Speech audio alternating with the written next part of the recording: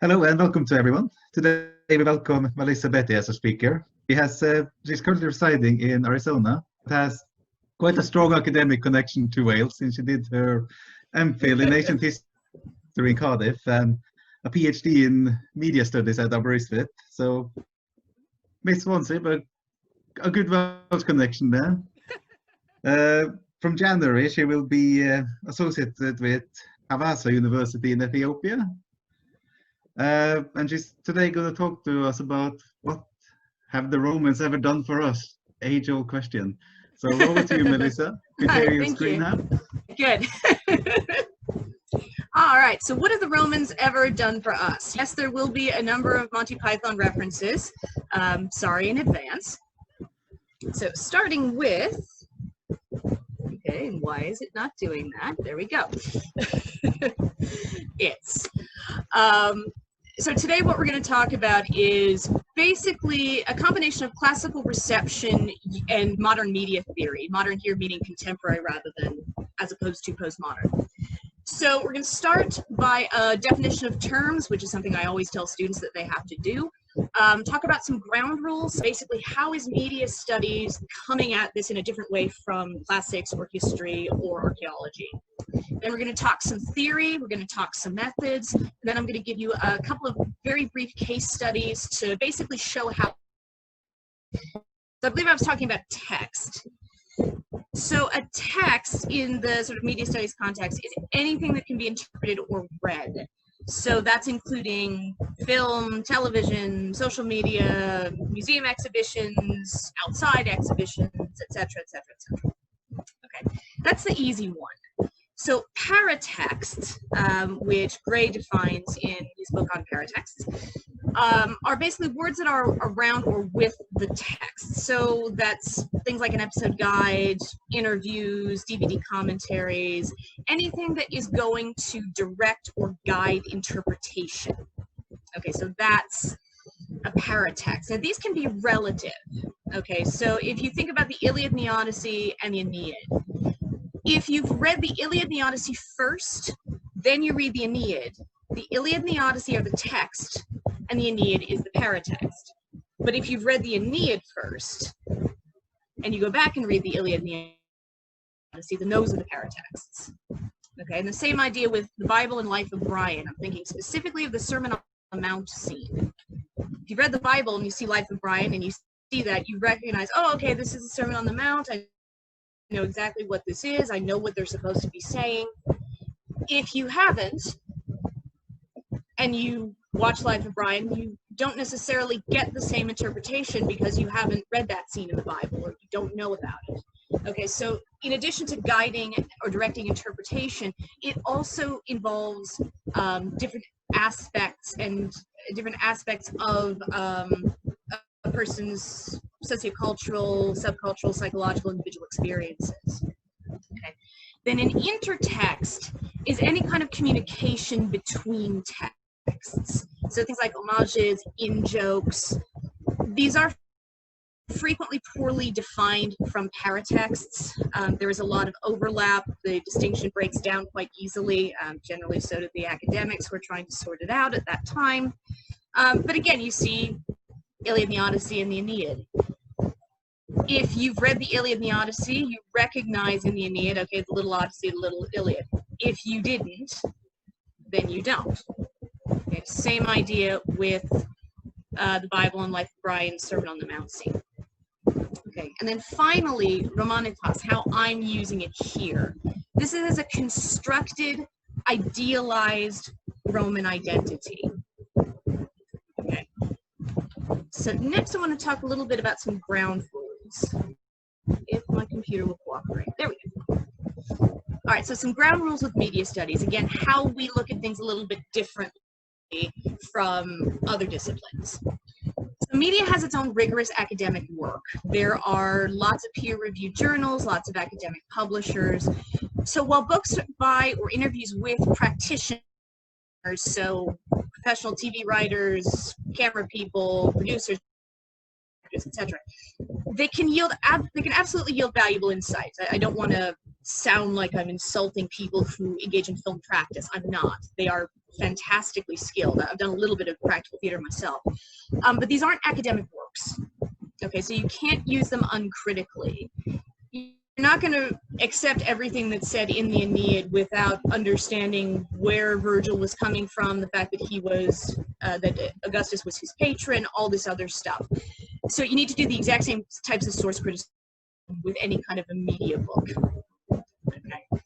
Media is collaborative. So the author, it's also sometimes called the author function or author brand. This is a discursive construction. So media is done by a production team, and that's the term that I'm going to be using. Okay.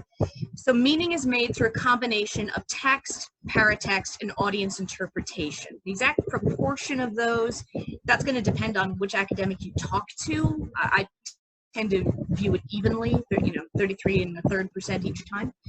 But there's no one true or correct meaning for media studies. Okay, and we're going to talk a bit more about that later on. But the idea of authorial intent, that's kind of beside the point. Okay. We have audiences. We can actually go and ask audiences stuff. How do you feel about this? Why do you think this?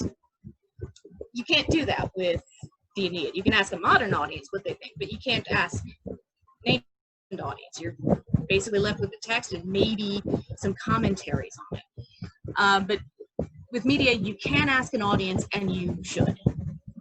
Okay. Perception, use, and/or interpretation of facts are more important, or often more important, than the accuracy of the facts themselves.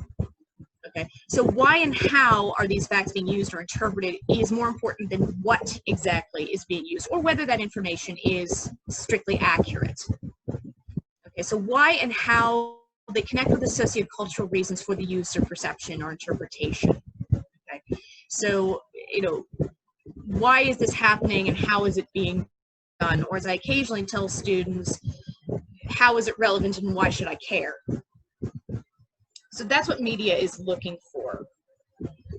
And then remembering, media is an expression of pre-existing aspects of a society or a subculture. It's not a cause of anything. It's not the breakdown of society. It's not, video games do not cause people to be violent or any of this other nonsense that you get from moral panics. And this happens with every new technology. I seem to remember a certain ancient Greek complaining that learning how to write was going to make everybody incredibly stupid. I mean, seriously, this nonsense was discredited in 1989. It's on your further reading sheet by Cumberbatch and Howitt, not that Cumberbatch, in a book talking about the media effects theory, as it's called. Okay, so these are the ground rules, basically, for looking at the media perspective and this can be used very easily. It works quite well with classical reception in really any time that it's in living memory. Let's move on. So semiotics is one of the basic tools that media studies uses. This is one of our basic theories. Okay. So lots and lots of signs. We draw this originally from Bats Mythologies, which I'm sure many of you have read, looking at denotation and connotation. Media studies is mostly focused on connotation. If you're not familiar with that term, connotation is associated meanings. And these associated meanings are generally culturally or subculturally defined. Okay. So this can be an impediment to cross-cultural communication at times, and these do also change over time. The word nice used to mean silly, just to give you an example. All right, so we work a lot with connotation. All right, and we work a lot with polysemy. It's also sometimes pronounced polysemy.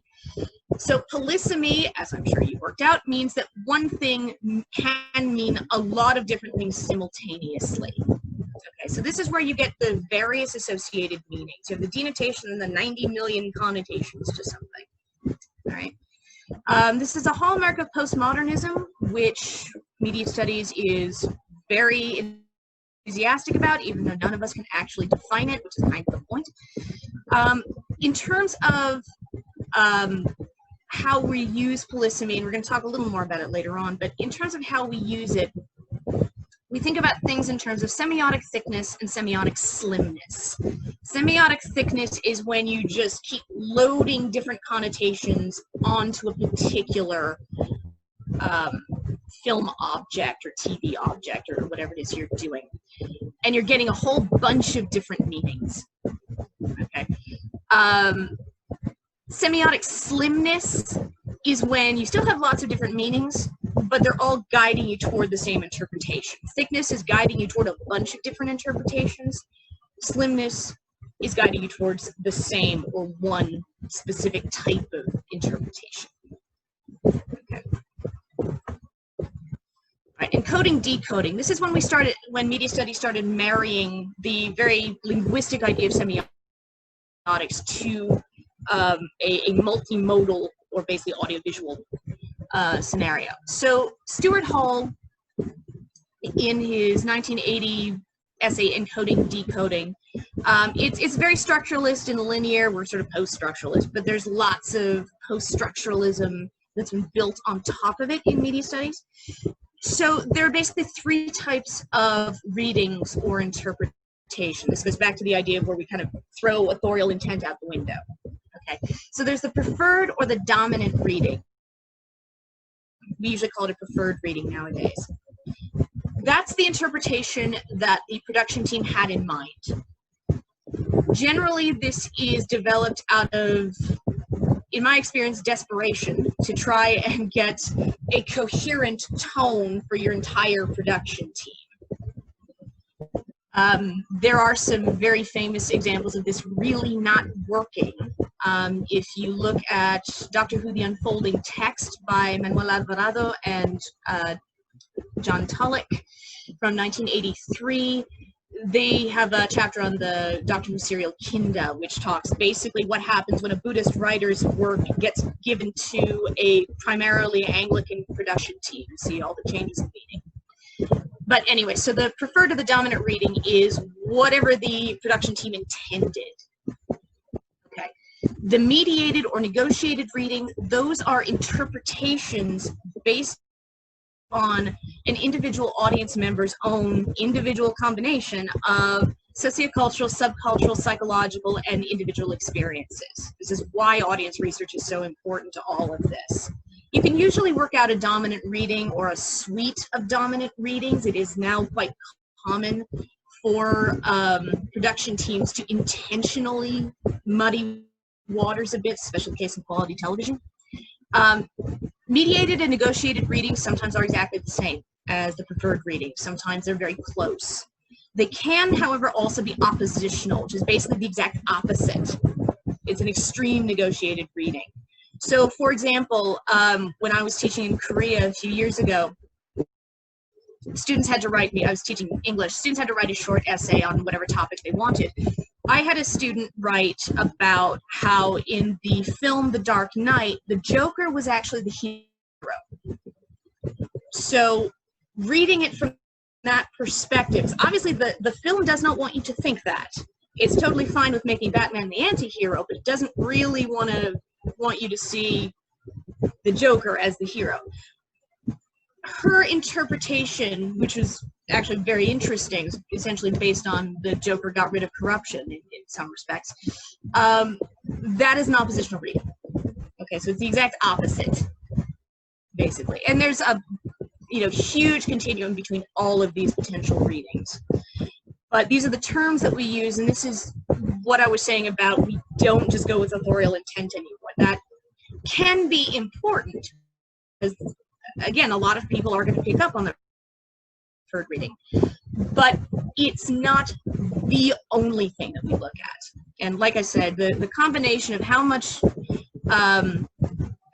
is the text, how much do paratexts, and how much does audience interpretation lead to meaning making. Ask 10 different scholars, you're going to get 10 different answers. All right, so next I want to talk a bit about discourse, because a lot of the work that I do and a lot of the keys to understanding all of this stuff comes from discourse. This is from Foucault, who I'm sure many of you have read. I'm very sorry if you have, he's very confusing. but here we have a good summary from Lacey's book on representation. That's what all of this is kind of going to, looking at representation and representation theory. So Lacey states, discourse is used to define and exclude. It's both a way of speaking, a way of seeing. In discourse, as in myths, we can observe ideology in action. Okay, so that's kind of how you're getting all of these different readings, all the ideologies that are either being put in by the production team or that are intentionally or unintentionally, sometimes it's going to be unintentional, or the ones that are driving interpretation. Okay, so discourses drive interpretation just like paratexts do. Discourses operate at the level of individuals in a social context and are subject to historical change. You will sometimes hear discourses referred to as deep structures in society. The main problem with that is it makes it sound like you either can't see them or it makes it sound like they never change. They are incredibly dynamic. It's one of the fascinating and maddening things about studying discourse, trying to keep up with them. Plus, Foucault was not exactly the most clear on what he meant. So any good paper that involves discourse theory is going to spend at least 1,000 words saying, okay, this is what I think he meant, and that's how I'm using it. And then again with discourse, Eden, also summarizing Foucault, argues that his discourse refers to ways of constituting knowledge together with the social practices, forms of subjectivity, and power relations which inhere in such knowledges and relations between them. So there is always a power structure involved. There is always a relational structure involved. Okay, and they constitute the nature of the body, unconscious and conscious mind and emotional lives of the life of the subjects they seek to govern. So this is very much tied in with emotion.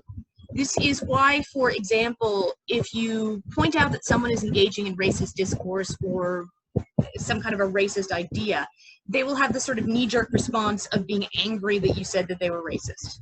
Okay, not thinking about what did they actually say, what discourses were involved. It's this association with emotions, sometimes referred to as affect with an A. Okay, and that also is critically important to understanding how people are responding to things. All right, so discursive constructions.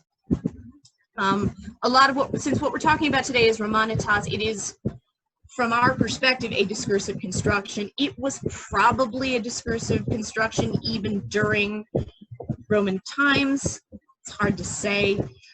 Trying to say that, you know, Group X thought of themselves as this type of national identity and they characterize that national identity like this, this, and this. Who knows?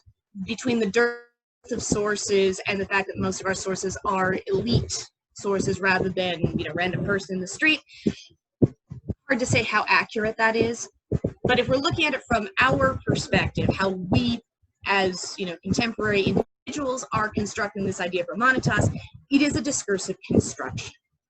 Okay, so it's part of or associated with postmodernism. Basically, the idea there is that there is no one true meaning. Everything is relational. There's no grand narrative. Okay, the dynamic changes over time and space. How we think of the Romans is going to be very different from how they thought of the Romans in the 19th century, in the 18th century, etc. It can include a bunch of different things: identity, genre, social norms. It's frequently used for intersectional identity research. Benedict Anderson from 2010, which is the 3rd edition of Imagined Communities, that happens a lot with national identity construction. He kind of started the idea of discursive national identities. And that is quite relevant to any heritage representation as well, which is more or less what we're talking about.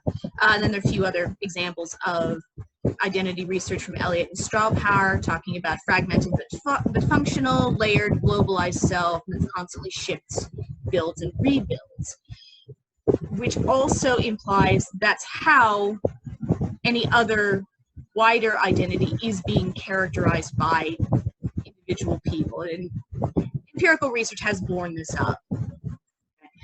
And discursive constructions, discourse theory, it plays well with others. It works really well with Bourdieu, works really well with Butler, works really well with a lot of the more more contemporary theorists that are quite relevant if you are and also if you're interested in more information on any of this stuff, please send me an email and I'm more than happy to give you stuff to look at. But all of which can be quite relevant when you're looking at a contemporary interpretation of any ancient society, Greeks, Romans, Assyrians, whoever. All right, so back to polysemy. So polysemy plus discourse. Okay, remember discourse is ideology in action.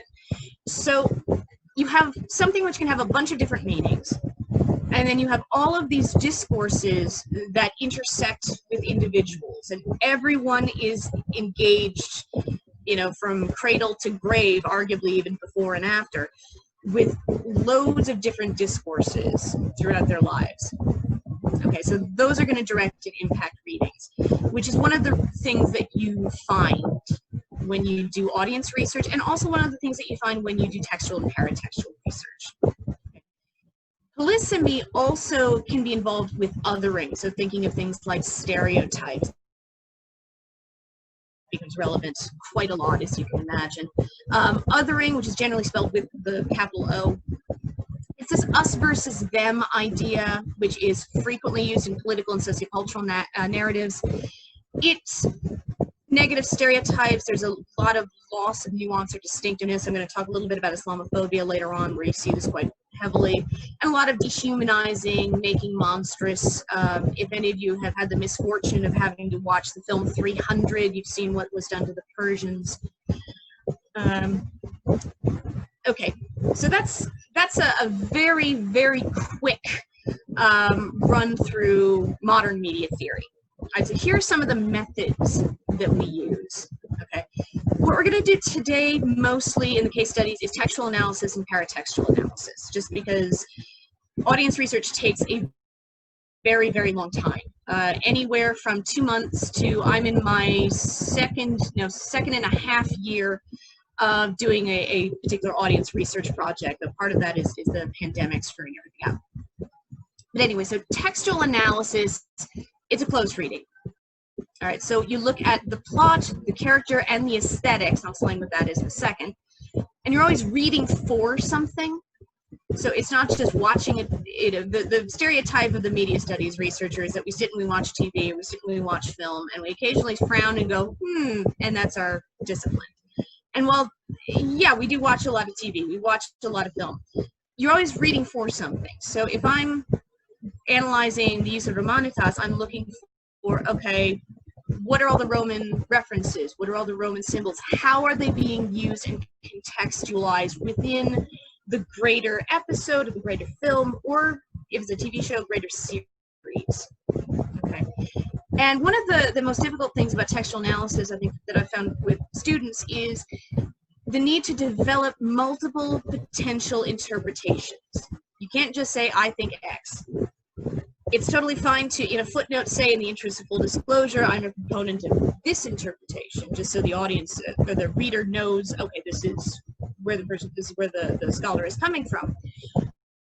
But there has to be a bunch of different potential readings, which you would then connect with different discourses for how they're being produced, and also different methodologies for how they're being produced. And I'll talk about that in a second. Textual analysis also has a terrible habit of just constantly refreshing the reader's biases, which is one of the reasons why, as I say, it's quite normal to have a footnote saying, in the interest of full disclosure, I believe this, or in the interest of full disclosure, I have a background in XYZ. So the autoethnography is something of a tradition in media. And it is actually quite helpful for any kind of interpretation. It would be fantastic if archaeologists and classicists and historians had a little note saying, in the interest of full disclosure, my background is I'm a Hellenist. For some reason, I'm writing a paper on Rome. So I am, of course, going to be talking more about the Hellenistic or Hellenic aspects of this particular thing. There's also paratextual or industrial contextual analyses. So basically, you're analyzing the paratexts, depending on what paratext you have extant. If you're looking at something from the 1950s, you may not have much. Industrial contextual, looking at the particular industry in which whatever the text was produced in. So television industry is different from film industry, different from social media, different from Netflix, etc. Okay, and then audience research. You will occasionally find people trying to do quantitative research with audiences. It's pointless. Don't do it. Qualitative, where you actually ask people stuff, they write it down, or they tell it to you, and then you analyze it. That's useful. It takes a lot longer, though, which is one of the reasons why quantitative is more in vogue. Generally speaking, you do ethnographic interviews, focus groups, virtual ethnographies, or some combination. I prefer ethnographic interviews, but all of these are valid methodologies. And again, if you are interested in learning more about it, please let me know, and I'm happy to direct you to resources. Okay, so aesthetics. This has been done in film studies for a long time. It's newer in TV. It's come along really with social media studies as well. It's also frequently called style. I tend to use the terms interchangeably, and you can read in Butler a very good introduction to all of this stuff. It's called style mostly just to avoid confusion with the aspect of philosophy, aesthetics, the studies of beauty. Arguably, cultural constructions of beauty are still relevant to media aesthetics. It kind of depends on what you're doing. And aesthetics is all the audiovisual elements. Okay, so the mise en scène, the contents of the frame, everything you see, and also everything that you hear, these develop patterns. And these patterns direct interpretation. These can purely be textual, they can be intertextual, they can be extra diegetic, basically just meaning it ties in with something in the real world as well. Things like allegories or symbolism frequently are extra diegetic, which sort of whatever ties into the zeitgeist, essentially. And one of the most important things to understand about aesthetics, and again, this is something that a lot of students I find have difficulty grasping, everything is an intentional choice. It's not just what happens to be there. You can maybe argue that for something like a documentary, but even so, generally speaking, even if you are stuck in a particular place, there is still manipulation going on. Things are being framed out. Things are being covered. There's a very funny story from the DVD commentary of Life on Mars, where they're talking about they can really only shoot in a couple of streets in Manchester, and anytime you see a car parked in a slightly odd position, it's covering a satellite dish. So everything is intentional. Okay, so it's not something that you can ignore. It's another way of conveying meaning. And then my theory, this is my theory, which is mine, which is again a Monty Python reference, banal diegetic nationalism. Nationalism here being national identity. Okay, not nationalism in the sense of either patriotism or in the sense of xenophobia. I've talked about it a few times in things I've written. There's a paper that's coming out in November, which talks about it even more specifically. It is based on Michael Billig's banal nationalism. This is back before nationalism became so associated with militant nationalism. Billig's idea is that national identity is constantly reconstructed, reinforced, and maintained by these sort of quotidian, day-to-day reminders. He talks about it as flagging the nation, so any kind of symbol that is associated with a nation, that can be anything from an accent to a language to an actual flag. When we're talking about banal diegetic nationalism, remember, all of these aesthetics are intentional. So if you are trying very, very hard to make it clear that this scene is set in country X or city X, I did my PhD on Torchwood, which, as my PhD supervisor, I think quite aptly put it, the first two series were hysterically Welsh. Not hysterically in the sense of funny, but hysterically in the sense of we're going to throw every Welsh thing possible into our frame, which they did. So that is a type of banal diegetic nationalism. Okay, and the soundscape, the diegetic landscape, these are parts of them. And it is, of course, polysemic. But it still generally is functioning to remind you, sometimes to the point where you are not allowed to forget, we are here. Okay, and that's important for a number of reasons, but for our purposes, it's mostly relating to representation. All right, so good, we're doing okay on time. So I want to do a couple of very quick case studies to sort of show you how this works, and you can get in much more depth than what I have time for today. So the first study is the character, the Last Centurion from Doctor Who. Here are some pictures of him in a convenient to remove if the BBC decide they don't want it on YouTube frame. So the top one is the Last Centurion holding both it's like a laser pistol and a gladius in a way that I think most people who are used to how Roman soldiers use a gladius would be very confused by. You then have on the bottom left, you have the character in front of the Pandorica, which is a prison in which his fiancée is currently trapped. It's complicated.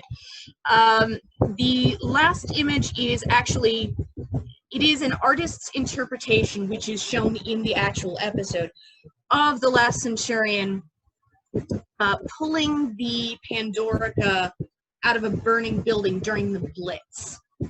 So it's a combination of this very clearly identified Roman figure in a very clearly identified British milieu with the Blitz. Okay, so again, this is from Doctor Who. It's from the BBC from 1963 to 1989, and then 2005 on. It is the British or English telefantasy series par excellence. You find this in every empirical audience research study on Doctor Who, including in my work on Torchwood. And the Doctor is strongly associated with Englishness and or Britishness. And yes, this becomes very complicated, but for our purposes, Englishness and Britishness. The Last Centurion, who is also, his real name is Rory Williams, who's a nurse.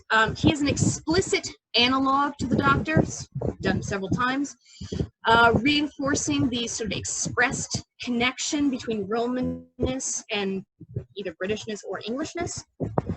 This character is a reconstruction. Again, this is diegetically stated, so stated within the narrative, initially in plastic, in 102 AD, based on the memories of his Scottish-born, English-raised fiancée, later wife, Amy. Okay. Him dressing in this Last Centurion costume in 6.5, which is called A Good Man Goes to War, was intentionally used by the Doctor in a sort of intimidation or military or more general warrior type tactic.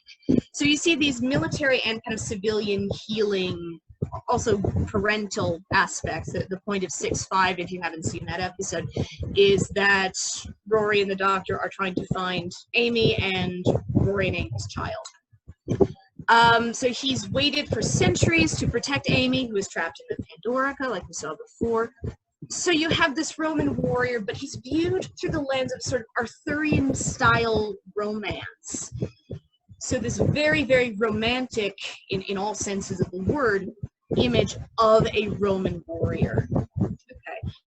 So he's this idealized Roman, but it is very explicitly a reconstruction and later on an intentional manipulation of all of those aspects. So how that's being interpreted by the audience is going to depend on a lot of factors. How familiar are you with the Romans? How familiar are you with 102 AD? How many times did you watch the episode? Were you paying attention to the episode when they mention all this stuff? One of the more interesting things about this part of it is that it can be read as a critique of these types of romanticized reconstructions. It doesn't necessarily have to be. Again, it's going to depend on everybody's perspective and their own interpretations. So this is the kind of thing that you could potentially do as audience research. I didn't have time if anyone is interested in doing it, I'm more than happy to help out. Okay, and then again, talking about the non-diegetic nationalism, we saw it briefly with the shot of Rory in the Blitz. Here, this is from 512, the Pandora Opens. That's Stonehenge. That's the real Stonehenge. They got permission to film there for, I believe it was a day and a half. So you have probably one of the most archetypal and easily associated with Britain, England, however one wants to put it, ancient sites. It's also generally associated with power in some respect, with a bunch of Romans in front of it. The doctor points out, again, remember Dr. Paragon of Englishness or Britishness, states, this is a quote from the episode, that the Romans are the greatest military machine in the history of the universe. Okay. So we're combining the explicit text, here meaning the dialogue, and we're with all of these aesthetic factors. You have people in Roman costume, you have Stonehenge itself, you have all of these almost archetypal images mushed together with the implication that they belong together, that one is a part of the other. That's the first case study. The second case study I want to talk about is the reconstructed Arch of Palmyra from Trafalgar Square. Okay. So the top left is an image from the Independent, the bottom right from the image, the bottom right from Middle East Eye. Sorry that you have to look at Boris Johnson. I thought of putting a picture of a kitten or something in front of it, but I thought that might destroy the point that I'm trying to make, which is basically look at how it's framing the National Gallery. So again, and I believe if you look on the opposite side, I don't have a picture of this in the slideshow, but I can see images of this. You see Nelson's column through the archway. So you see these two, again, iconic, very easily identified English, arguably British images, and what is an arch but a doorway that leads you to somewhere? So again, it is explicitly connecting this Roman arch, now reconstructed, to the UK. All right, but of course that's not the only interpretation.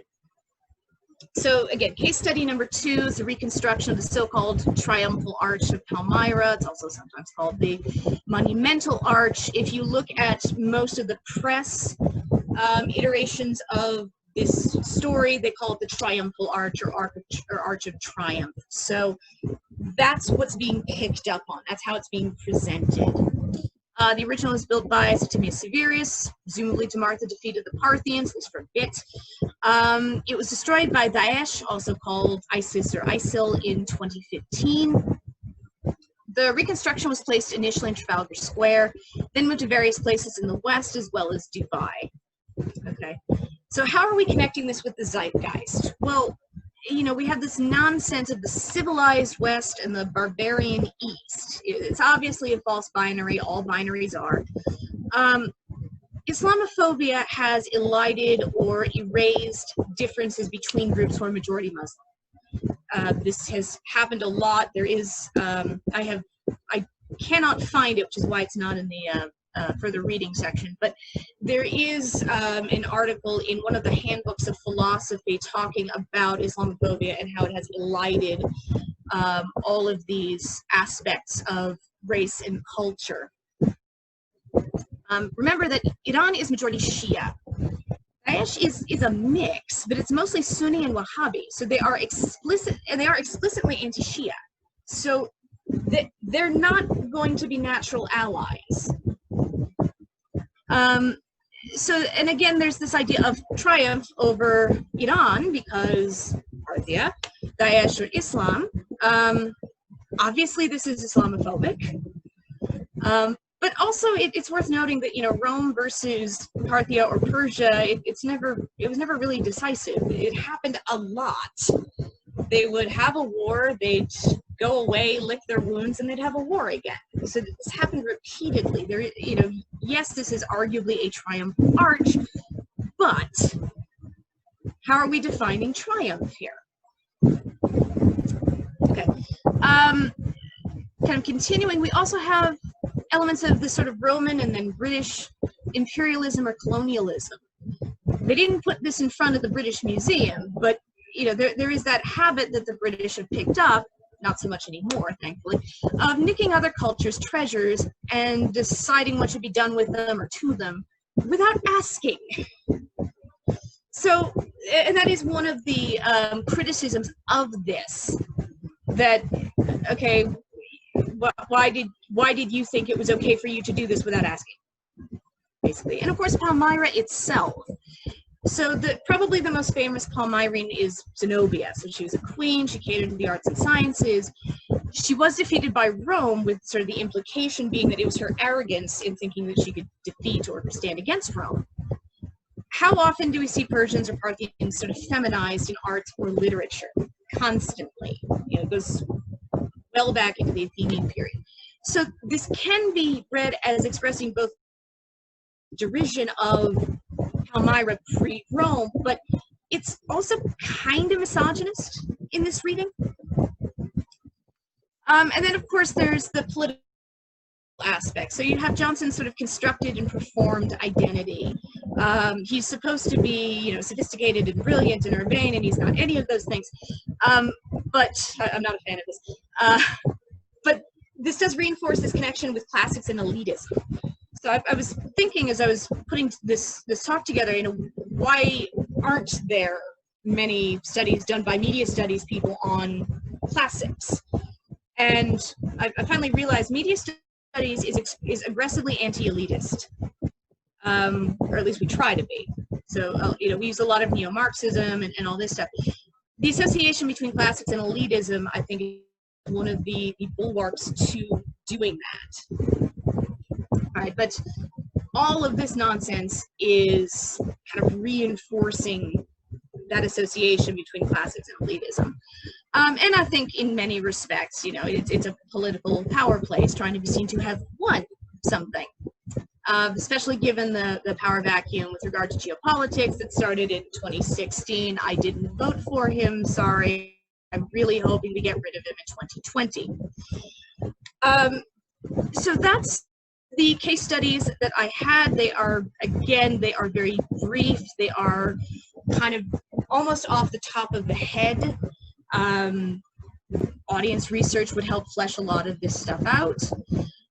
So if there are any questions, I'd be very happy to answer them. And Yelkin Pod.